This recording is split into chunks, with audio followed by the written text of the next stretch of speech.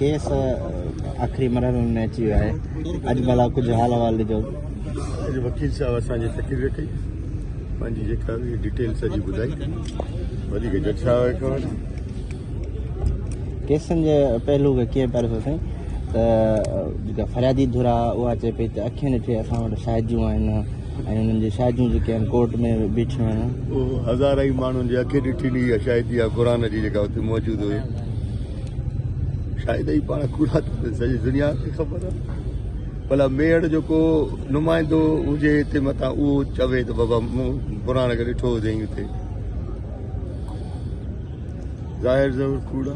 फरियादी धुर तरफ़ां इहो बि दावा आहे त को टेक्स्ट मैसेज हिन जवाबदार तरफ़ां जेके अव्हांखे कया विया आहिनि उहो बि त फ़ोन पई आहे बाबा कोर्ट में। कोर्ट खे ख़बर हूंदी न, ॾिठी हूंदी न कोर्ट।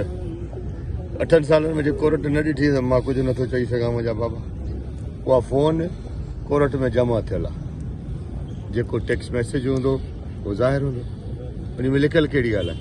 मां तव्हांखे टेक्स्ट मैसेज कयां या तव्हां मूंखे ॾोह करे टेक्स्ट मैसेज कयो त मां ॾोही थी पवंदुमि या?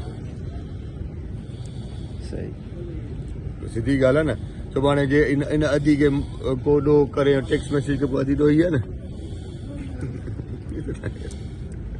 ठीक है, 2 साल है। ठीक है साईं, महिरबानी।